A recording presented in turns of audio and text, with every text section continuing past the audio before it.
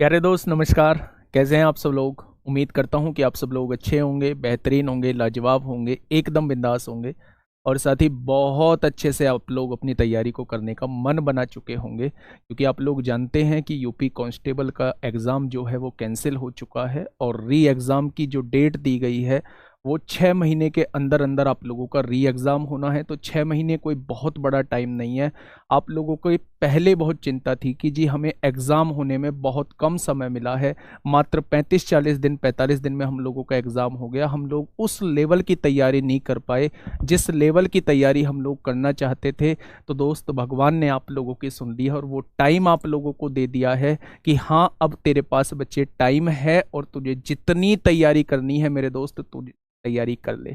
तो मेरे दोस्त मैं बस इतना ही कहना चाहूँगा आप लोगों से कि इस टाइम को जो है अब वेस्ट मत होने देना, क्योंकि ऐसी अपॉर्चुनिटी लाइफ में दोबारा नहीं मिलेंगी। और ये समझ के चलिए कि लास्ट अपॉर्चुनिटी मिल रही है आप लोगों को एक सरकारी नौकरी पाने की। तो मेरे दोस्त इन 6 महीनों को बिल्कुल ऐसे ट्रीट करिए कि हम लोगों का एग्ज़ाम जो है वो ज़्यादा दूर नहीं है। और जब भी हम लोगों का एग्ज़ाम होगा एक शानदार तैयारी के साथ जो है हम लोग बैठ रहे होंगे। उसी में आप लोगों की सहायता के लिए मैं आप लोगों के सामने हाजिर हूं। मैं ही आप लोगों को मेरे दोस्त सबसे पहले चैप्टर वाइज प्रैक्टिस सेट करा रहा हूँगा। ये जो 30-35 क्लास हम लोगों की मेरे साथी होंगी, इसमें हम लोग चैप्टर वाइज चीज़ों को कर रहे होंगे। एक बार चैप्टर्स के इम्पोर्टेंट कॉन्सेप्ट को हम लोग समझ रहे होंगे कि कौन कौन से इम्पोर्टेंट कॉन्सेप्ट हैं, और फिर बाद में जो हम लोगों का टाइम बचेगा उसमें हम लोग दबा के प्रैक्टिस कर रहे होंगे। तो कितने लोग तैयार हैं कि हाँ हम लोग लास्ट तक जुड़े रहेंगे, चाहे वो 5 महीने का समय हो, चाहे वो 4 महीने का समय हो, चाहे वो 6 महीने का समय हो, हम लगातार जुड़े रहेंगे और तब तक छोड़ेंगे नहीं जब तक हमारे पास जो है वो जॉब ना आ जाए। कितने लोग तैयार हैं एक बार थम्स अप करेंगे कि हाँ हम लोग तैयार हैं। बस अब आप लोग स्टार्ट कर दीजिए और आप लोगों के साथ ही हम लोग लास्ट तक बने रहेंगे। सभी दोस्त एक बार थम्स अप करेंगे। तो यूपी पुलिस भर्ती री एग्जाम का आज मैथ का प्रैक्टिस सेट, आज ये प्रैक्टिस सेट आप लोगों को देखने को मिल रहा है, लेकिन कल से जो है ये क्लास आप लोगों को देखने को मिलेगी। हम लोग हर एक चैप्टर में 2 क्लास लेके चल रहे होंगे और 2 क्लास के अंदर 2 क्लास में हम उस चैप्टर्स का रिव्यू ओवरव्यू ले लेंगे और 2 क्लास में उस चैप्टर्स को हम लोग खत्म कर लेंगे। मात्र 30 से 35 क्लास में जो है वो एक बार क्विक रिवीजन हम लोग पूरे मैथ का कर लेंगे। उसके बाद जो प्रैक्टिस हम लोग करने वाले हैं वो बड़ी शानदार जानदार प्रैक्टिस दोस्त हम लोग करने वाले हैं। अगर सबसे पहले मैं बात करूं तो इन प्रैक्टिस सेट का टाइम क्या होगा वो आप लोगों के लिए मैं एक बार बता देता हूं मेरे दोस्त। सबसे पहले सुबह 9 बजे आप लोगों की मैथ की क्लास देखने को आप लोगों को मिलेगी, जो मैं ही आप लोगों को करा रहा हूँ। इसके बाद ठीक 10 बजे आप लोगों की हिंदी की क्लास नवीन सर की देखने को आप लोगों को मिलेगी। ठीक 2 बजे आप लोगों की दिग्विजय सर की जीके जीएस की क्लास आप लोगों को देखने को मिलेगी और 3 बजे यूपी जीके की क्लास आप लोगों को देखने को मिलेगी। और शाम को 4 बजे जो है वो रीजनिंग का एक बेहतरीन सा प्रैक्टिस सेट आप लोगों को दोस्त देखने को मिलेगा। तो इस बार जो है इसका स्क्रीनशॉट ले लीजिए और इस टाइम पर आप लोगों को बने रहना है। कोई भी टाइम जो है कोई भी चीज पीछे के लिए नहीं छोड़नी है, कोई भी चीज पेंडिंग में नहीं रखनी है और जबरदस्त तरीके से आप लोगों को दोस्त पढ़ाई करनी होगी। अगर मैं कुछ चीजें बच्चे आप लोगों के सामने देखूं, ये जो पेपर आप लोगों का हुआ था यूपी पुलिस कांस्टेबल का 17 तारीख और 18 तारीख को, 17 फरवरी और 18 फरवरी में जो आप लोगों का एग्जाम हुआ था, उसमें कुछ चैप्टर्स के मैंने क्वेश्चन देखे हैं कि कहां कहां से कौन कौन से क्वेश्चंस, कितने कितने क्वेश्चंस आप लोगों से पूछे गए थे। तो अगर मैं नंबर सिस्टम से बात करूं तो 10 क्वेश्चन जो है वो नंबर सिस्टम से दोस्त पूछे गए हैं 4 शिफ्टों में। अगर दशमलव और भिन्न से बात करूं तो 4 क्वेश्चन दशमलव भिन्न से पूछे गए हैं। सरलीकरण का हर एक शिफ्ट में जो है वो वेटेज रहा है, वो 1 क्वेश्चन भी है, किसी शिफ्ट में 2 क्वेश्चन भी आप लोगों को देखने को मिले हैं। तो सरलीकरण के 10 क्वेश्चन बच्चे आप लोगों को देखने को मिले हैं। अगर एलसीएम एचसीएफ की बात करूं तो हर एक शिफ्ट में 1 क्वेश्चन आप लोगों को देखने को मिला है। रेशियो एंड प्रोपोर्शन का हर एक शिफ्ट में 1 क्वेश्चन देखने को मिला है। पार्टनरशिप से हर एक शिफ्ट में 1 क्वेश्चन देखने को मिला है। एवरेज से हर एक शिफ्ट में 1 क्वेश्चन देखने को आप लोगों को मिला है। थोड़ा सा बात करूं परसेंटेज से, किसी शिफ्ट में 2 क्वेश्चन देखने को मिले हैं, किसी शिफ्ट में मेरे दोस्त 1 क्वेश्चन देखने को मिला है। प्रॉफिट लॉस से 1 क्वेश्चन हर एक शिफ्ट में देखने को मिला है। वहीं SI CI से हर एक क्वेश्चन, हर एक शिफ्ट में क्वेश्चन आप लोगों को देखने को मिला है। बच्चे ये आप लोग देख लेंगे, अगर यहां से देखें ग्राफ और तालिका से देखें मेरे दोस्त, तो 20 क्वेश्चन एक शिफ्ट में एवरेज 5 क्वेश्चन का आया है, तो 4 शिफ्ट में आप लोगों से 20 क्वेश्चन देखने को मिले हैं। ठीक है भाई, बहुत बढ़िया, बहुत शानदार। तो आज हम लोग जो स्टार्ट करने जा रहे हैं, सबसे पहले मैं आप लोगों को बता दूं कि मेरे दोस्त हम लोग चैप्टर वाइज चीज़ों को पढ़ेंगे। क्या पढ़ेंगे? कुछ चीज़ें आप लोगों को बता देता हूं। अगले 30-35 दिन हम लोगों का क्या टारगेट रहने वाला है कि हम लोग चैप्टर वाइज चीज़ें पढ़ेंगे और हर एक चैप्टर को हम लोग 2 दिन का समय दे रहे होंगे। 2 दिन में हम लोग पूरी चीज़ों को निपटा देंगे और ये सारी चीज़ जो है वो हमारी 35 क्लास में बच्चे ख़त्म हो रही होंगी। यानी मैं कह सकता हूं कि 35 क्लास में क्विक रिवीजन आप लोगों का हो जाएगा। और क्विक रिवीजन एक तरीके से समझाने का काम भी मैं आप लोगों को कर रहा हूं, और इसके बाद जो है वो डेली का डेली आप लोगों की 30-35 क्वेश्चन की प्रैक्टिस कराऊंगा। तो मुझे नहीं लगता कि मैथ में आप लोगों को कोई दिक्कत आने वाली है। और 17-18 तारीख के पेपर की बात करूं तो इजी पेपर आया था, आसान पेपर आया था, और आसान पेपर आसान ही चीज़ें हम लोग कर रहे होंगे। कोई पेपर में आप लोगों को ज़्यादा बड़ा चेंज देखने को नहीं मिलेगा। दूसरी बात बच्चे, अब एक बात की गांठ बांध लेना कि पेपर 6 महीने के अंदर ही होगा और बिल्कुल सही तरीके से आप लोगों का पेपर होगा, अब है ना। अब कोई गुंजाइश नहीं है किधर से किधर भी कि भाई बाद में देख लेंगे और 2 महीने बाद पढ़ लेंगे, डेट आ जाएगी तब पढ़ लेंगे। वो अपने आप को केवल सेटिस्फाई आप लोग कर रहे होंगे, बाकी उससे रिजल्ट आप लोगों को नहीं मिलेगा। ठीक है भाई, चलिए पहला जो चैप्टर हम लोग लेके चल रहे हैं वो नंबर सिस्टम हम लोग लेके चल रहे हैं, जहां से इस एग्जाम में 17 और 18 तारीख में भी क्वेश्चंस का वेटेज काफ़ी था बच्चे। टोटल 10 क्वेश्चन पूछे गए हैं। आज भी ये चैप्टर चलेगा, कल भी ये चैप्टर चलेगा, परसों जो है हम लोग SCF LCM को दोस्त स्टार्ट कर रहे होंगे।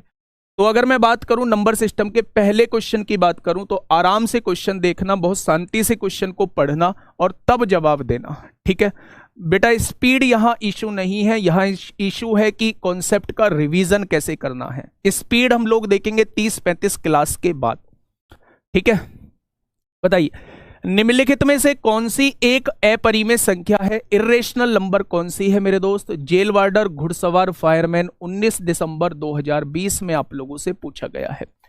सबसे पहले आप लोग ये बताइए, क्या 12 का एग्जैक्ट वर्गमूल आप लोगों को पता है? नहीं पता। जिसका एग्जैक्ट वर्गमूल नहीं पता, देखो ध्यान से सुनो, अगर मैं यहां से चीजों को देखूं तो क्या इसको ऐसे लिख सकते हैं, 12/3 लिख सकते हैं। भाई दोनों ही चीजें वर्गमूल के अंदर हैं तो दोनों के ऊपर वर्गमूल लगा दिया। जब आप लोग इसे देखेंगे तो 3 चौक 12 हो जाएगा, और 4 का वर्गमूल बहुत अच्छे से जानते हैं 2 होता है, तो ये परिमेय संख्या हो जाएगी, अपरिमेय नहीं होगी। दूसरा, अगर मैं यहां से देखता हूं मेरे दोस्त तो 4 का वर्गमूल कितना होता है? 2 होता है, और 25 का वर्गमूल 5 होता है। ये भी एक परिमेय संख्या होती है। परिमेय संख्या वो होती हैं दोस्त जो P/Q के फॉर्म में लिखी जाएं और Q जो है वो 0 के बराबर ना हो। लेकिन जब मैं तीसरी संख्या की बात करता हूं तो क्या मैं इसे लिख सकता हूं 20/4 लिख सकता हूं? आप कहेंगे जी बिल्कुल लिख सकते हो।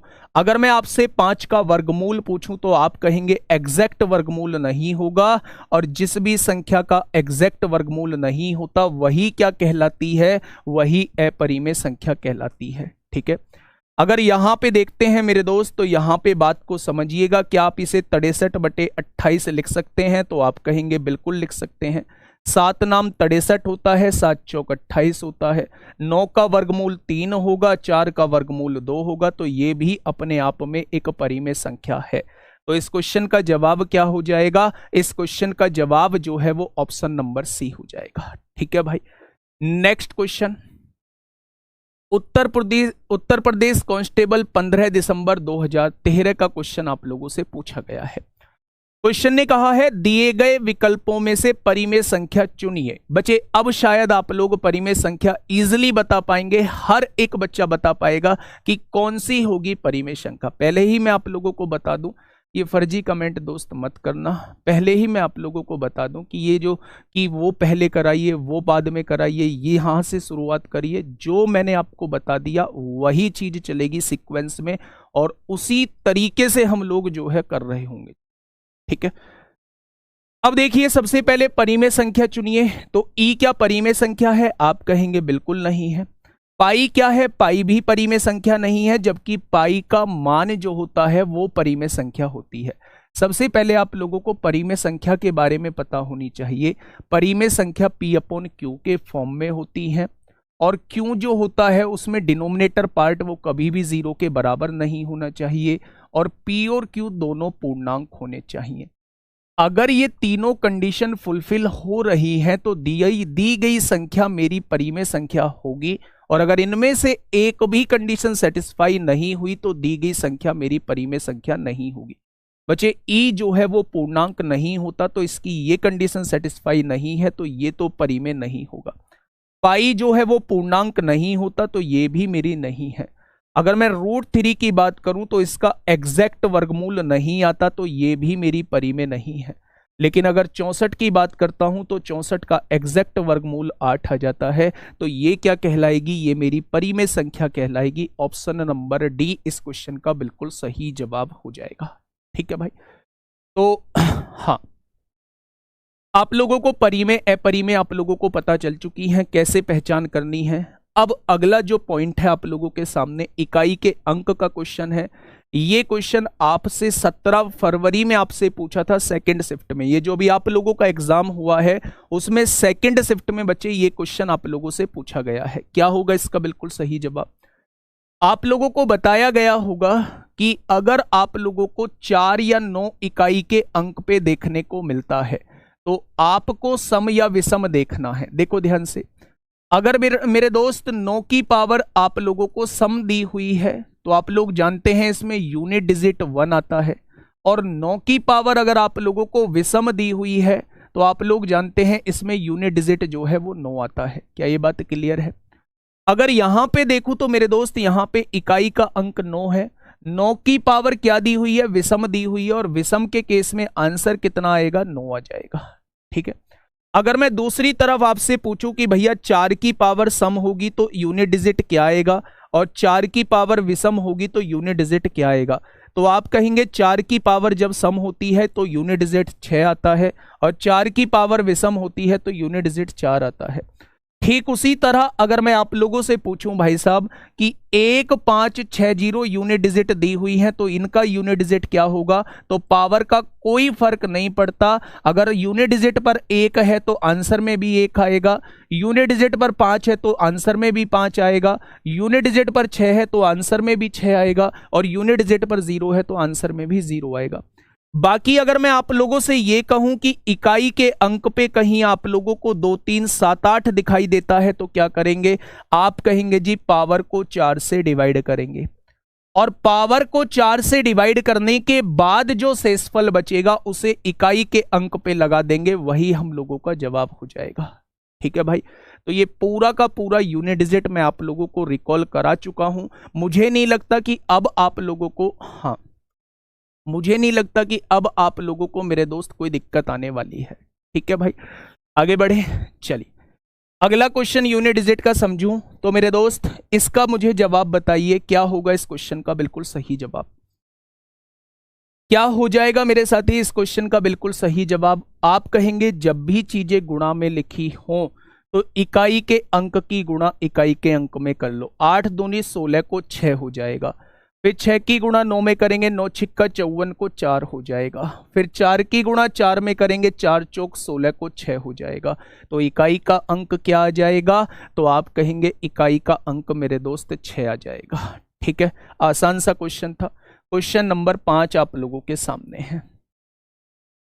क्वेश्चन नंबर 5 आप लोगों के सामने है, फटाफट मुझे बताइए क्या होगा इस क्वेश्चन का बिल्कुल सही जवाब।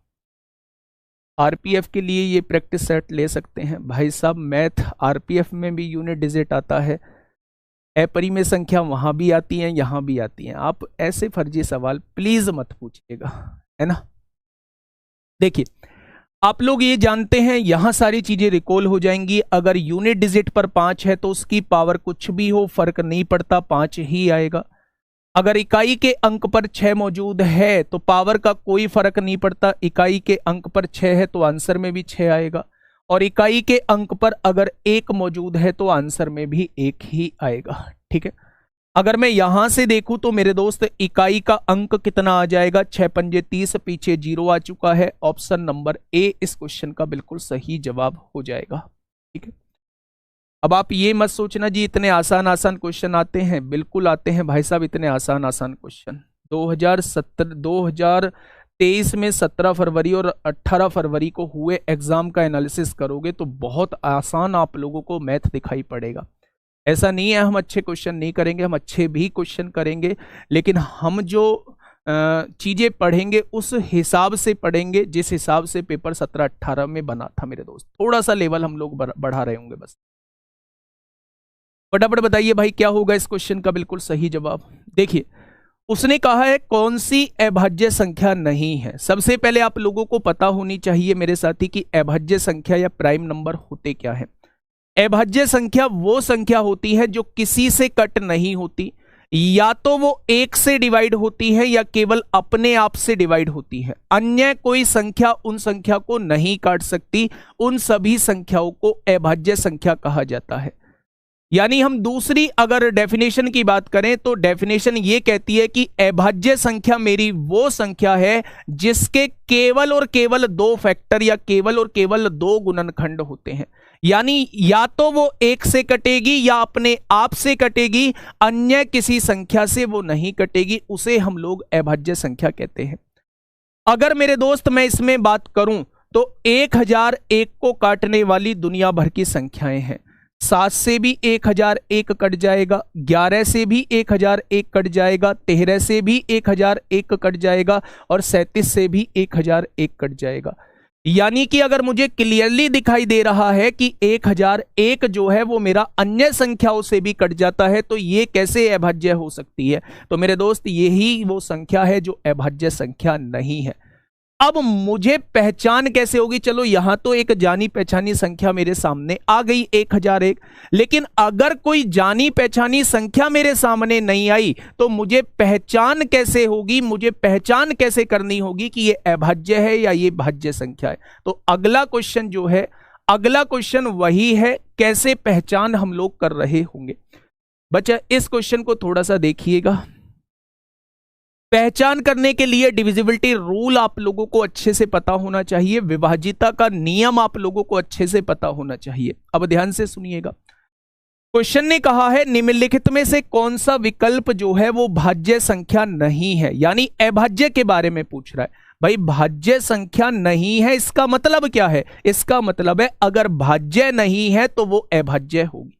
यानी मुझे पहचान करनी है कि कौन सी संख्या अभाज्य है। अब बच्चे ध्यान से सुनना, 133 से जस्ट अगला वर्गमूल मुझे बताइए कितना होता है? तो आप कहेंगे 144 होता है। 144 का वर्गमूल मुझे बताइए कितना होगा? आप कहेंगे 12 होगा। आगे बढ़िए। 433 से अगला वर्गमूल कितना होता है? तो आप कहेंगे 441 होता है, और 441 का वर्गमूल 21 होता है। कोई दिक्कत नहीं है। 533 से अगला वर्गमूल 576 होता है। 576 बच्चे किसका वर्गमूल होता है? तो आप कहेंगे 24 का होता है। और 833 से अगला वर्गमूल 841 होता है, और 841 से 841 का वर्गमूल 29 होता है। क्या ये बात आपके समझ में आ गई?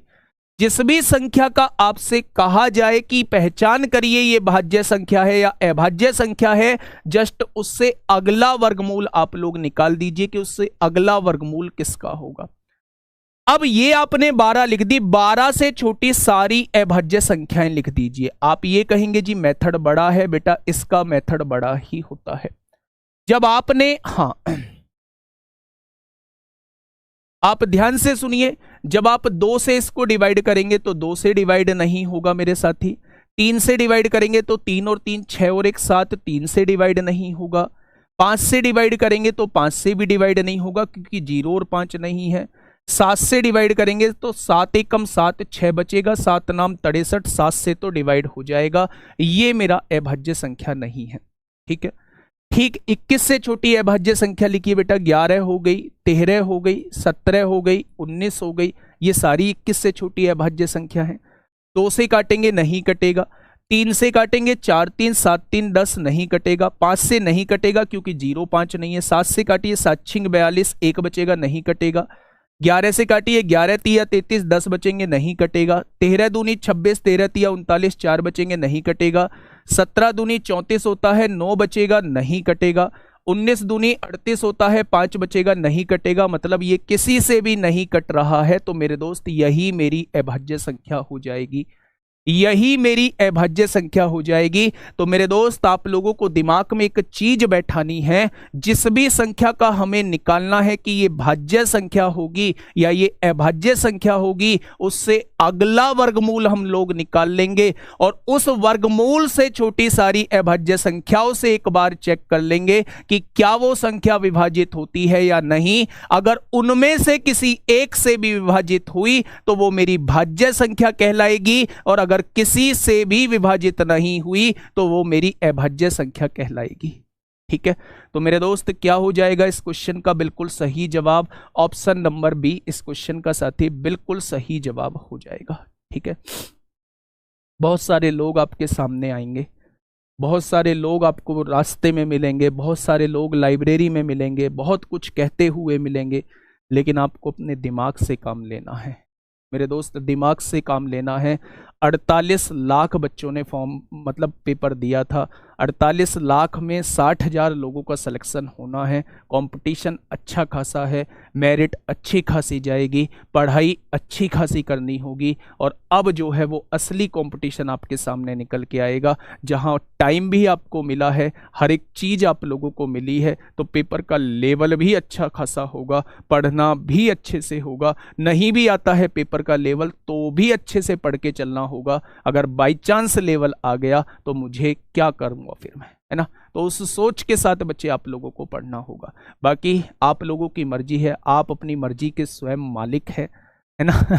आप लोगों पर कोई किसी का मतलब ये नहीं है कि हम लोग आप पर कुछ थोपेंगे, आपको खुद अपने एंड पे डिसीजन लेना है। ठीक है भाई, चलिए फटाफट मुझे इसका जवाब दीजिए। 3 अंकों की सबसे छोटी अभाज्य, भाई साहब देखना कहां पूछा है, कहां पूछा है। यूपी पुलिस असिस्टेंट ऑपरेटर का एग्जाम हुआ था अभी 4 फरवरी 2024 में, मतलब मैं कह रहा हूं कि 1 महीने पहले एग्जाम हुआ था, उसमें आप लोगों से पूछ लिया 3 अंकों की सबसे छोटी अभाज्य संख्या कौन सी है। तो पहले इसके बारे में सारा कुछ बता दूं कि सबसे छोटी अभाज्य संख्या 2 है। 2 अंकों की सबसे छोटी अभाज्य संख्या 11 है। 2 अंकों की सबसे बड़ी अभाज्य संख्या 97 है। 3 अंकों की सबसे छोटी अभाज्य संख्या 101 है। 3 अंकों की सबसे बड़ी अभाज्य संख्या 997 है। तो ये 5 चीजों को आप लोग याद रखेंगे बेटा। सबसे छोटी अभाज्य संख्या 2, 2 अंकों की सबसे छोटी अभाज्य संख्या 11, 2 अंकों की सबसे बड़ी अभाज्य संख्या 97, 3 अंकों की सबसे छोटी अभाज्य संख्या 101, 3 अंकों की सबसे बड़ी अभाज्य संख्या 197, और 1 से लेके 100 तक की कितनी अभाज्य संख्याएं होती हैं तो ये भी याद रखेंगे, वो 25 होती हैं।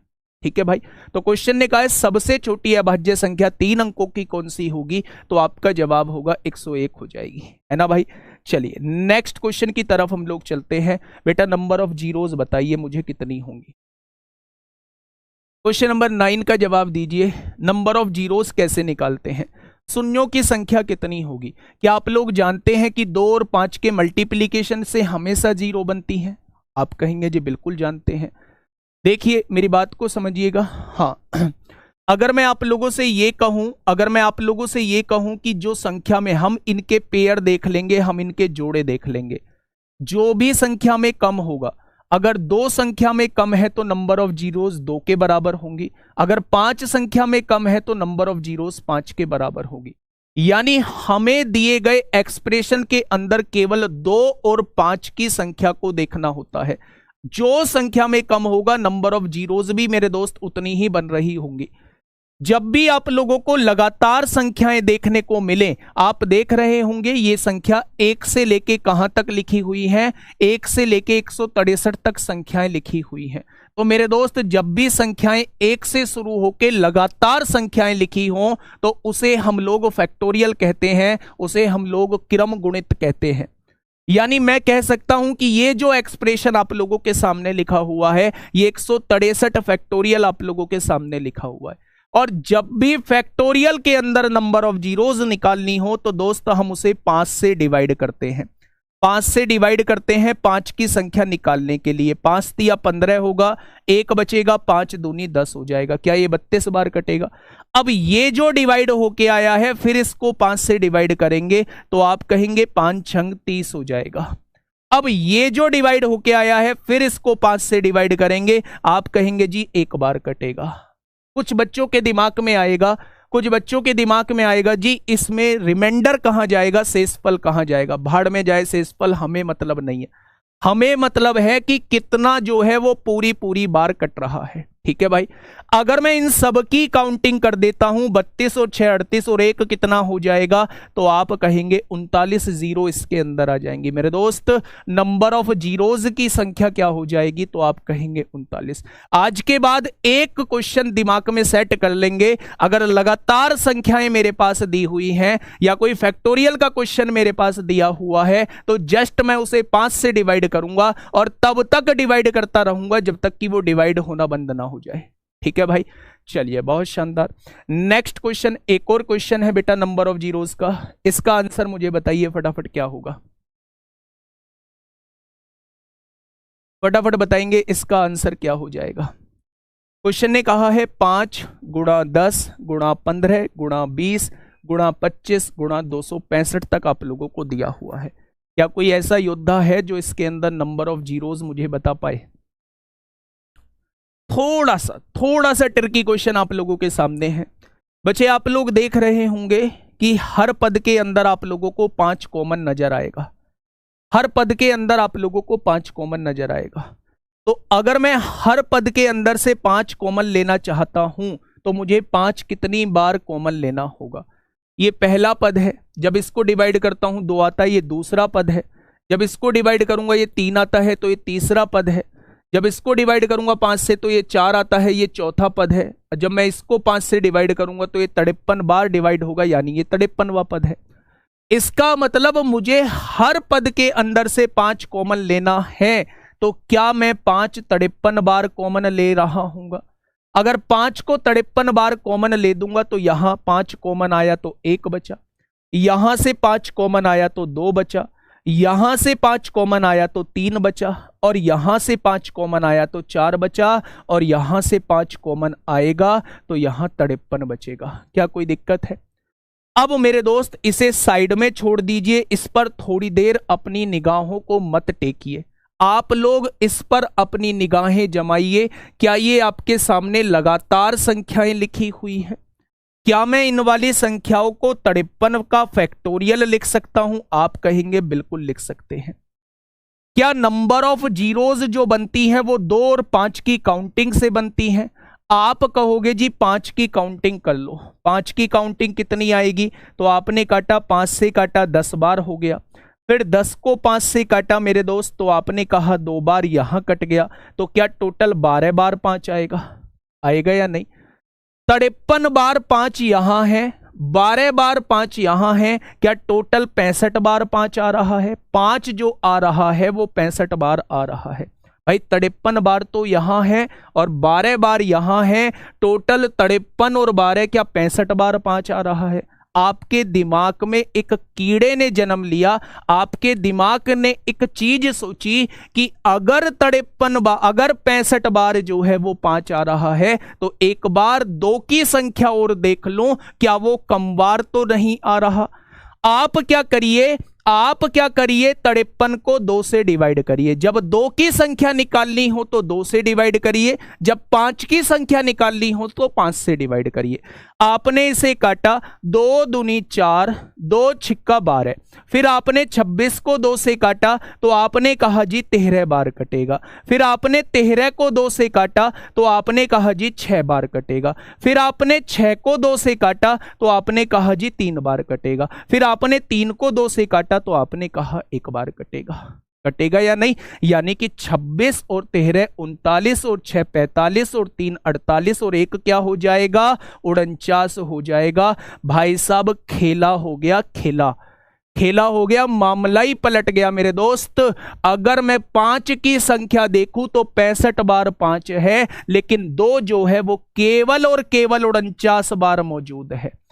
2 जो है वो केवल और केवल 49 बार मौजूद है। और मैं बता के आप लोगों को आया हूं, जो संख्या में कम होगा नंबर ऑफ जीरोज भी उतनी ही होंगी।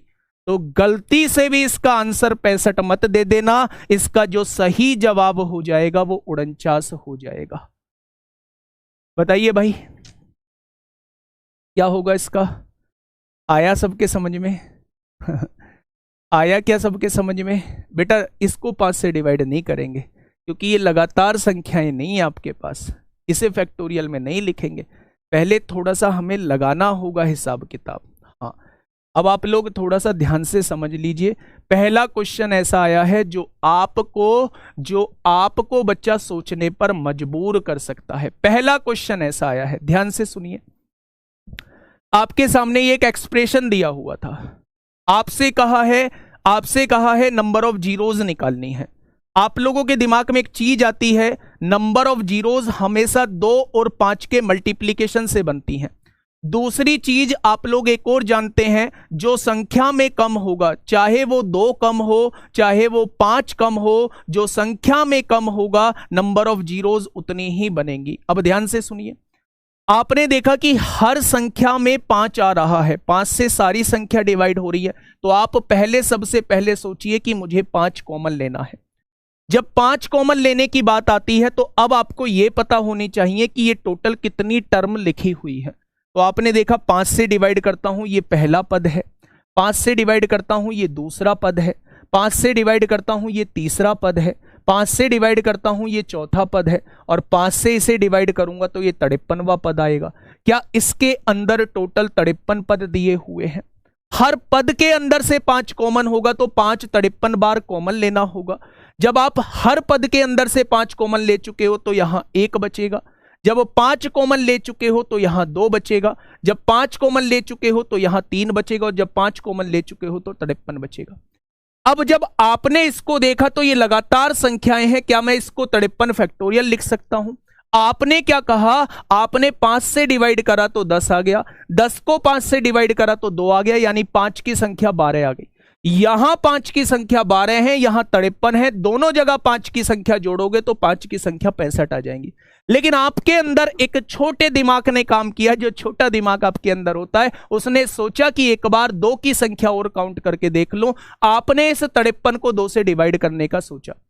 जब 2 की संख्या निकालनी हो तो 2 से डिवाइड करना है, जब 5 की संख्या निकालनी हो तो 5 से डिवाइड करना है। आपने 2 से डिवाइड किया और तब तक डिवाइड किया जब तक डिवाइड होता है, तो टोटल 49 बार 2 निकल के आया। भाई साहब गजब का केस हो गया।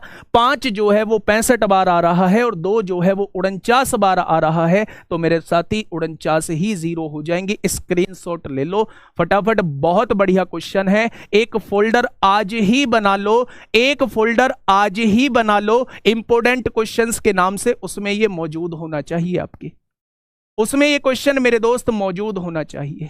ठीक है, चलिए नेक्स्ट क्वेश्चन, क्वेश्चन नंबर 11।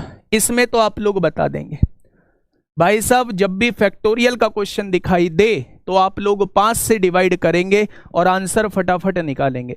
आपने कहा जी 475 को 5 से डिवाइड कर दो, 475 को 5 से डिवाइड कर दो, 5 नाम 45 होता है, 2 बचेगा, 5 पंजे 25। 95 को 5 से डिवाइड कर दो, 19 बार कटेगा। 19 को 5 से डिवाइड कर दो, 5 तिया 15 बार कटेगा। भाई साहब अब नहीं कटेगा, तो यही तो नंबर ऑफ जीरोज होंगी। तो आप ध्यान से समझिए, 9 और 5 14, 3 17 को 7 हासिल 1, 9 और 1 10 और 1 11, तो 117 नंबर ऑफ जीरोज हो जाएंगी। बेटा जब कॉमन लेने की बात आती है, गुणा में है इसलिए 5 को 53 बार कॉमन ले रहे हैं। अगर प्लस में होता तो एक ही 5 कॉमन लेने से हर जगह से कॉमन आ जाता। ठीक है, प्लस और गुणा में यही फर्क है, गुणा में हर एक पद से कॉमन लेना होता है, जबकि प्लस में एक ही पद से कॉमन ले लो, हर जगह से कॉमन आ जाएगा। ठीक है, चलिए भाई, ये क्वेश्चन आप लोगों को 18 फरवरी के शिफ्ट 1 में क्वेश्चन देखने को मिला है। फैक्टर क्वेश्चन आपके सामने है। फैक्टर पे एक बार हम लोग बात कर लेते हैं कि फैक्टर का क्या लेना देना है बेटा, है ना।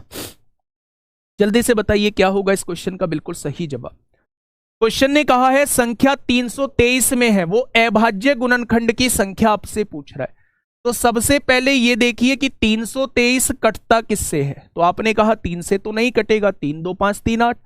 7 से कटेगा क्या, 7 चौक 28, कितना बचेगा, 4 बचेगा, नहीं कटेगा। 11 से कटेगा, नहीं कटेगा। 13 से कट रहा है, 13 दूनी 26, 6 बचेगा, नहीं कटेगा। 17 से, 17 एकम 17 होता है, 15 17 से कट रहा है। यानी जब आपने इसे 17 से काटा, जब आपने इसे 17 से काटा तो 17 एकम 17, 17 निम्मा 153 हो गया। दूसरा फिर आपने इस 19 से काटा तो 19 एकम 19 हो गया। यानी कि अगर 323 के मैं फैक्टर आपसे पूछता हूं तो 17 गुणा 19 लिख सकता हूं क्या, तो आप कहेंगे बिल्कुल लिख सकते हैं। तो बेटा इसके कोई कितने अभाज्य गुणनखंड हो गए, ये भी अभाज्य है, ये भी अभाज्य है। भाई ये दोनों किसी से डिवाइड थोड़ी ना होते हैं। तो भैया 323 के 2 अभाज्य गुणनखंड हो जाएंगे, 323 के 2 अभाज्य गुणनखंड हो जाएंगे। अभाज्य संख्या वो संख्या होती है जो बेटा किसी से नहीं कटती, जो एक से अपने आप से कटती है। तो 17 भी ऐसी ही संख्या है और 19 भी ऐसी ही संख्या है। तो आपसे पूछे 323 के क्या है टोटल अभाज्य गुणनखंड कितने हैं, तो आपका जवाब होगा 2 अभाज्य गुणनखंड। ठीक है भाई, बहुत बढ़िया, बहुत शानदार। Next question. अच्छा जब इसमें बता ही दिए हैं तो भैया इसके अंदर और बता दो। फैक्टर जब चालू ही हो गया है, आपने अभाज्य गुणनखंडों की संख्या पता लगा ली है, तो बेटा इसके अंदर और बता दो क्या होगा इस क्वेश्चन का बिल्कुल सही जवाब। क्या हो जाएगा मेरे दोस्त इस क्वेश्चन का बिल्कुल सही जवाब। ये क्वेश्चन मैं अपनी तरफ से लेके आया हूं बेटा, इसकी डिटेल में समझना, पूरा का पूरा फैक्टर जो है इस क्वेश्चन के अंदर निचोड़ कर दूंगा, है ना। ध्यान से समझना। मैंने कहा 6480 आप लोगों को दिया हुआ है। आप सबसे पहले इसके फैक्टर करने स्टार्ट करिए। 2 से काटेंगे, 2 तिया 6, 2 दूनी 4, 2 चौक 8, 0 आएगा। 2 से काटा तो 1620 बार कट गया, है ना। 2 से काटा तो 810 बार कट गया। 2 से काटा तो 405 बार कट गया। अब 2 से नहीं कटेगा, 3 से काटिए। 3 एकम 3, 1 बचेगा, 3 तिया 9, 1 बचेगा, 3 पंजे 15 हो गया। 3 से काटा, 3 चौक 12, 3 पंजे 15 हो जाएगा। 3 से काटोगे 15 बार कटेगा, 3 से काटोगे 5 बार कटेगा और 5 से काटोगे 1 बार कटेगा। क्या ऐसे ही फैक्टर करोगे। अगर मैं आपसे पूछूं भैया 2 कितनी बार आया है, तो आप कहेंगे 2 जो है वो 4 बार आया है। अगर मैं आपसे पूछूं 3 कितनी बार आया है, तो आप कहेंगे 3 जो है वो 4 बार आया है। अगर मैं आपसे पूछूं 5 कितनी बार आया है, तो आप कहेंगे 5 1 बार आया है। अब वो यहां से तमाम तरीके के क्वेश्चन वो आपसे पूछ सकता है।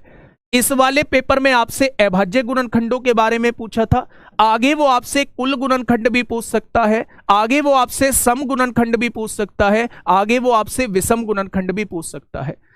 अगर वो आपसे इस एक्सप्रेशन के अंदर टोटल गुणनखंडों की संख्या पूछता है, भाई साहब कुल गुणनखंड कितने होंगे, तो आप क्या करना, सबकी पावर में 1 1 बढ़ा देना। 1 बढ़ाया 5 आ गया, 1 बढ़ाया 5 आ गया और 1 बढ़ाया 2 आ गया। यानी इसके अंदर टोटल गुणनखंड जो होंगे वो 50 होंगे। टोटल गुणनखंड जो होंगे वो 50 होंगे। दूसरा वो आपसे पूछ सकता है भाई साहब सम गुणनखंड कितने होंगे, यानी कि इवन फैक्टर कितने होंगे। अब इवन कैसे निकालें, जब सम गुणनखंड की बात करता है तो सम संख्या ये है, इसकी पावर में कोई बढ़ोतरी मत करना। सम पूछ रहा है तो सम की पावर में कोई बढ़ोतरी मत करना, सबकी पावर में 1 1 बढ़ा देना और बाकी सबकी पावर में 1 1 बढ़ा देना, तो 40 आ जाएगा। आएगा या नहीं। अगर वो आपसे विषम पूछता है, अगर वो आपसे ओड पूछता है, तो सम वाले को बिल्कुल छोड़ देना। अगर सम वाले को बिल्कुल छोड़ दोगे तो विषम में 1 बढ़ाओगे 5 आएगा और इसमें 1 बढ़ाओगे तो 2 आएगा। तो क्या इसकी गुणा होके 10 आ जाएगी, आया ना। क्या आपने सही किया है या गलत किया है ये पहचान कैसे करोगे? तो सम और विषम को जोड़ के देख लेना, वो टोटल के बराबर आनी चाहिए, आया ना? तो 40 और 10 को जोड़ेंगे तो वो 50 के बराबर आ जाएगी। हाँ, यहां आपसे प्राइम नंबर भी पूछे जा सकते हैं, अभाज्य गुणनखंड की संख्या भी पूछी जा सकती है। तो अगर आप इस फॉर्मेट में एक्सप्रेशन को लिख देते हैं तो सारी घातों को जोड़ देना, यही अभाज्य गुणनखंडों की संख्या आ जाएगी।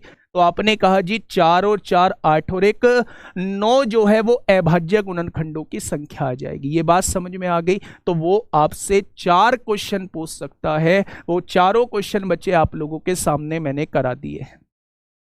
ठीक है, टोटल पूछे तो सबकी घात में एक एक की वृद्धि, सम पूछे तो सम की घात में कोई वृद्धि नहीं, बाकी सबकी घातों में एक एक की वृद्धि, विषम पूछे तो सम को बिल्कुल छोड़ देना है, सबकी घात में एक एक की वृद्धि, और अगर प्राइम नंबर पूछे तो सबकी घातों को जोड़ देना है। अब आपके दिमाग में एक और चीज आई, आपके दिमाग में एक और चीज आएगी, भाई साहब योग भी तो पूछ सकता है, भाड़ में जाने दो, अभी योग बाद में बात करेंगे योग की, है ना, उलझना नहीं है अभी। ठीक है, चलिए, बहुत बढ़िया, बहुत शानदार। आगे बढ़ते हैं मेरे दोस्त, अगले क्वेश्चन की तरफ चलते हैं। अगला क्वेश्चन क्या कहता है भाई साहब? डिविजिबिलिटी रूल का क्वेश्चन ये पूछा गया है 28 जनवरी 2019 में, 4 साल पुराना, 5 साल पुराना क्वेश्चन है। फटाफट बताइए क्या होगा इस क्वेश्चन का बिल्कुल सही जवाब। 5000 लोग ऐसे हैं जो ऐसे ही आराम से ही आनंद ले रहे हैं, लाइक पाइक नहीं कर रहे हैं लाइक पाइक नहीं कर रहे हैं, आनंद ले रहे हैं भाई ऐसे ही। फटाफट इसका जवाब दीजिए, क्या होगा इसका बिल्कुल सही जवाब।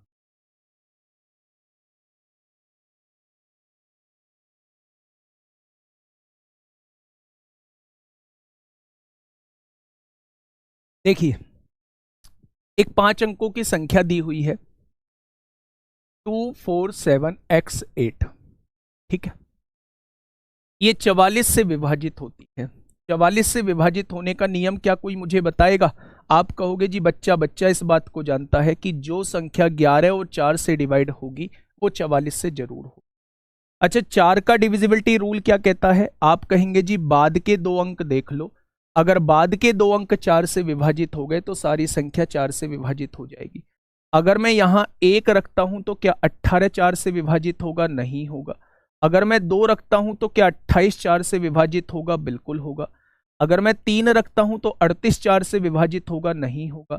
अगर मैं 4 रखता हूं तो 48 4 से विभाजित होगा? बिल्कुल होगा। यानी तो एक x की संख्या 2 आ सकती है, एक x की संख्या 4 आ सकती है। अब मुझे 11 का डिविजिबिलिटी रूल बताइए। आप कहोगे एक एक अंक छोड़ के सबको जोड़ लो। आपने कहा 2 और 7 9, 9 और 8 17 हो जाएंगे। आपने कहा बिल्कुल ठीक बात है, जिनको छोड़ दिया था उनको जोड़ लो। 4 और 2 6। अगर इनका डिफरेंस या तो 0 आ जाए या 11 का कोई मल्टीपल आ जाए तो आपकी वो संख्या फिर 11 से डिवाइड होगी। तो आ तो गया 11 का मल्टीपल, यानी 2 रखने से ये 11 का मल्टीपल आ रहा है, तो इस क्वेश्चन का जवाब भी 2 ही हो जाएगा। इस क्वेश्चन का जवाब भी बच्चे 2 ही हो जाएगा। जब आप 2 रखते हो तो बाद की 2 संख्या 4 से डिवाइड हो जाती है, और जब आप 2 रखते हो तो बेटा इनका अंतर जो है वो 11 आता है, जो कि 11 से डिविजिबल है। अगर कोई संख्या 11 और 4 दोनों से डिवाइड होती है तो वो संख्या 44 से भी डिवाइड होगी, यानी x की जगह 2 रखने से बेटा काम बन जाएगा। ठीक है भैया, बहुत बढ़िया। Next question, question number 15। देख रहे हो इस क्वेश्चन को? हाँ, इतने इजी क्वेश्चन आते हैं, इस बार दोगे तब पता चलेगा, है ना। इतने इजी ही क्वेश्चन आते हैं, इतने इजी ही क्वेश्चन आते हैं मेरे दोस्त, समझिएगा बात को। इनमें से कौन सी संख्या 9 और 11 दोनों से विभाज्य है? बेटा 9 का रूल क्या होता है? अंकों का योग 9 से कटना चाहिए। अंकों का योग जो है वो 9 से कटना चाहिए। आप देखिए 9 और 8 17 और 1 18, 9 से कट रहा है। 9 और 8 17 और 1 18, 9 से कट रहा है। 1 और 1 2, 8 2 10, 9 से नहीं कटता। 8 7 15 और 1 16, 9 से नहीं कटता। ठीक है भाई। अब इन दोनों में ये देख लो 11 से कौन सा कटता है। 11 का रूल एक एक छोड़ के जोड़िए, एक एक और 9 10 हो जाएंगे। जिनको छोड़ा है उनको जोड़िए। क्या डिफरेंस 0 आया? आपने कहा नहीं आया, तो ये भी 11 से नहीं कटेगा। आपने कहा यहां जोड़िए, एक एक और 8 9 आया। जिनको छोड़ा था उनको जोड़ा तो 9 आया। क्या डिफरेंस 0 आया? बिल्कुल आया। तो यही वो संख्या होगी जो 9 और 11 दोनों से कट रही होगी। तो एक आसान सा क्वेश्चन आप लोगों के सामने था मेरे दोस्त। इस क्वेश्चन का जवाब फटाफट दे दो बिना किसी देरी के। इस क्वेश्चन का जवाब जो है वो फटाफट दे दो बिना किसी देरी के। क्या होगा इस क्वेश्चन का बिल्कुल सही जवाब? आप लोगों को एक संख्या दी हुई है, आप लोगों से कहा है 985, आगे क्या है x 3678 और आगे दिया हुआ है y। आपसे कहा है संख्या 72 से विभाज्य है। क्या कोई ऐसा क्लास में योद्धा है जो ये ना जानता हो कि 72 से डिविजिबिलिटी रूल क्या कहता है? तो आप कहेंगे जी बच्चा भी इस बात को जानता है कि अगर कोई संख्या 9 और 8 दोनों से डिवाइड होगी तो वो संख्या 72 से जरूर डिवाइड होगी। अच्छा, 8 का डिविजिबिलिटी रूल थोड़ा सा मुझे समझाइए। तो आप कहेंगे जी पूरी संख्या को देखने की आवश्यकता नहीं है, आप बाद के 3 अंक केवल 8 से डिवाइड कर दो। आपने 8 से डिवाइड किया, 8 नाम 72, कितना बचेगा? 6 बचेगा। ये 78 है, 6 ही तो बचेगा। 6 के आगे क्या लगा दूं कि ये 8 से डिवाइड हो जाए? तो आप कहेंगे 4 लगाओ जी, 64 8 से डिवाइड होता है। भाई यही तो कहा है, 8 नाम 72, 6 बचेगा और 6 के आगे क्या लगा दूं कि ये 8 से डिवाइड हो जाए? तो आप कहेंगे 6 के आगे 4 लगाने से ही बात बनेगी। तो भैया y की वैल्यू तो 4 आ चुकी है। ठीक है भैया, y की वैल्यू 4 आ चुकी है। अब 9 का डिविजिबिलिटी रूल क्या कहता है? कहेंगे बड़ा आसान है, अंकों का योग देख लो।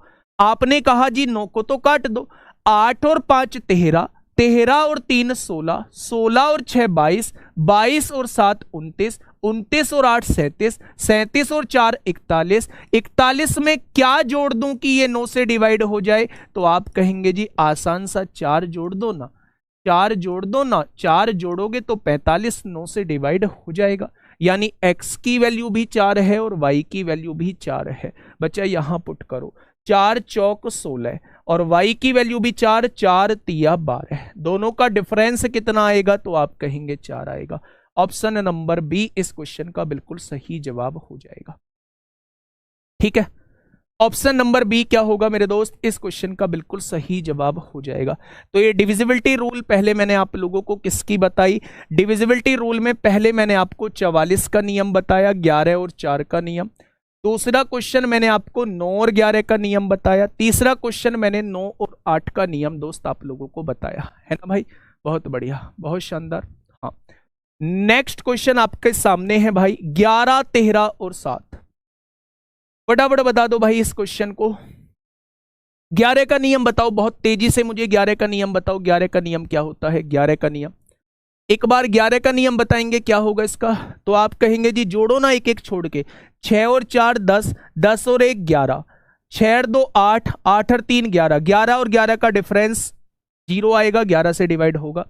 6 और 4 10, 10 और 2 12, 6 और 2 8 4 12, 11 से डिवाइड होगा। 6 और 4 10, 10 और 3 13, 6 और 2 8 5 13, 11 से डिवाइड होगा। 6 और 4 10, 10 और 4 14, 6 और 6 12, 2 14, 11 से डिवाइड होगा। भाई साहब सारे ही 11 से डिवाइड हो रहे हैं। अच्छा एक बात और बता दूं, एक बात बहुत छोटी सी बता दूं, अगर कभी भी 7 11 13 का डिविजिबिलिटी रूल आप लोगों से पूछा जाए तो आप कहना अगर कोई संख्या एबीसी के फॉर्मेट में लिखी है तो वो संख्या हमेशा 7 11 13 से डिवाइड होगी।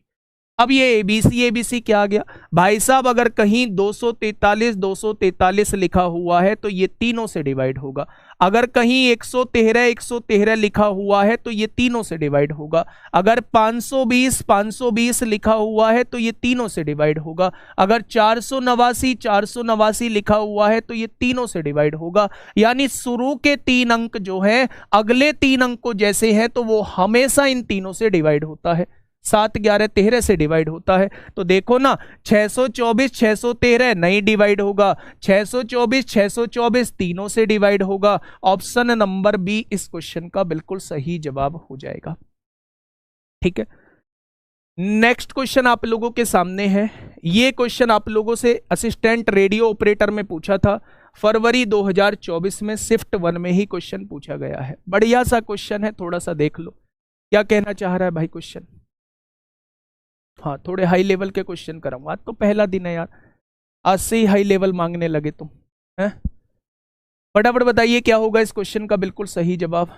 देखिए, 1 से 61 तक की 3 से विभाज्य संख्याओं को घटते हुए क्रम में व्यवस्थित किया जाए तो ऊपर से कौन सी संख्या 7वें नंबर पर और 17वें स्थान पर आएगी। 7वें नंबर पे कौन सी आएगी, 7वें नंबर पे कौन सी आएगी और 17वें नंबर पे कौन सी आएगी, ये पूछना चाह रहा है। पहले संख्याओं को बनाओ। तो बेटा अगर मैं बात करूं तो 17 और 18 को हुए एग्जाम में हर शिफ्ट में एक क्वेश्चन एपी का पूछा गया है। एपी मतलब अर्थमेटिक प्रोग्रेशन, अर्थमेटिक प्रोग्रेशन मतलब समांतर श्रेणी का एक क्वेश्चन आपसे पूछा गया है। तो समांतर श्रेणी को भी हम इसमें ही पढ़ रहे होंगे, ध्यान से सुनिए। 1 से 61 तक लेनी है 3 से विभाज्य संख्याओं को घटते हुए क्रम में। क्या पहली संख्या 60 होगी, दूसरी संख्या 57 होगी, तीसरी संख्या 54 होगी, चौथी संख्या 51 होगी और ऐसे ही होते होते पहली संख्या इधर 3 हो जाएगी। भाई 1 से लेके लिखनी है 61 तक की 3 से विभाज्य संख्याओं को घटते हुए क्रम में, यानी पहले सबसे बड़ी, फिर उससे छोटी, फिर उससे छोटी, फिर सबसे छोटी। अब आप मुझे ये बताइए ध्यान से, उसने कौन कौन सी संख्या पूछी है, 7वीं और 17वें नंबर की संख्या पूछी। बेटा एक फॉर्मूला याद रखिए टीएन का। वैसे तो ये बहुत आसान क्वेश्चन है, लेकिन आप इस फॉर्मूले को हमेशा याद रखिए।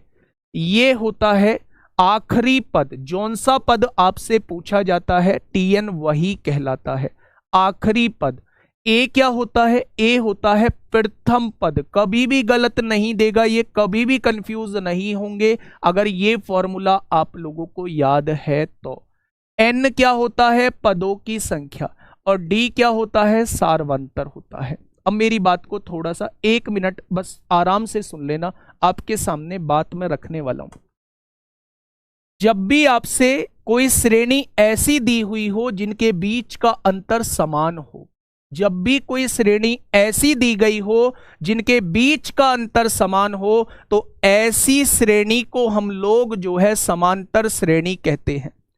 समांतर श्रेणी में एक फॉर्मूला आता है Tn is equal to A plus N minus 1 into D. A क्या होता है, प्रथम पद होता है। एन जो होता है वो पदों की संख्या होती है, ठीक है। डी क्या होता है, इनके बीच का अंतर होता है। अब आप मुझे ये बताइए आपको कौन से नंबर का पद निकालना है, आपको 7वें नंबर का पद निकालना है, यानी एन की वैल्यू 7 दी हुई है। पहला पद कौन सा है, तो 60 है। एन की वैल्यू कितनी दी हुई है, 7 माइनस 1, 7 माइनस 1। और डी सार्वंतर कैसे निकालते हैं, दूसरे में से पहला पद घटा दो, दूसरे में से पहला पद घटाओगे तो माइनस का 3 आएगा। भाई 57 में से 60 घटाओगे माइनस का 3 आएगा। आपने कहा जी 60, 7 में से 1 गया 6, 6 की गुणा 3 में करोगे तो माइनस 18 आएगा, और 60 में से 18 जाएंगे तो बच्चा आप लोग बता पाओगे 42 आएगा। ऐसे ही आप लोगों को 17वें नंबर का पद निकालना है तो यहां T17 लिख दीजिए। फॉर्मूला यही वाला, पहला पद कौन सा है, 60 है। 17वें नंबर का निकालना है तो n की वैल्यू 17 है। डी क्या है, सार्वंतर कितना है, दोनों का अंतर है। तो आप कहेंगे 17 में से 1 गया 16, 16 की गुणा 3 में होगी तो 48 आएगा, और 60 में से 48 जाएगा तो 12 आएगा। तो आंसर क्या आ जाएगा, 42 और 12 आ जाएगा, ठीक है। जब भी दो पदों के बीच का अंतर समान है ऐसी श्रेणी को समांतर श्रेणी कहा जाता है। 17-18 दोनों तारीख में आप लोगों से 17-18 दोनों तारीख में आप लोगों से मेरे दोस्त एपी का एक क्वेश्चन पूछा गया था, ठीक है भाई। चलिए बहुत शानदार, आगे बढ़ते हैं अगले क्वेश्चन की तरफ। अब इसे मुझे बताइए, शेषफल प्रमेय का भाई साहब इसी 17 फरवरी को पूछा गया क्वेश्चन आप लोगों के सामने है। जल्दी से मुझे इसका आंसर दे दीजिए, क्या होगा इस क्वेश्चन का बिल्कुल सही जवाब।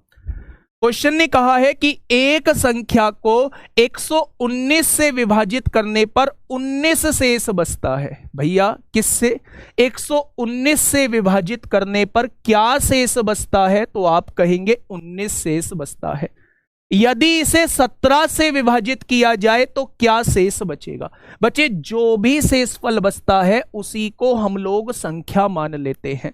अगर मैं इस 19 को 17 से डिवाइड कर दूं तो क्या शेष बचेगा? तो आप कहेंगे 17 एकम 17, 2 शेष बचेगा।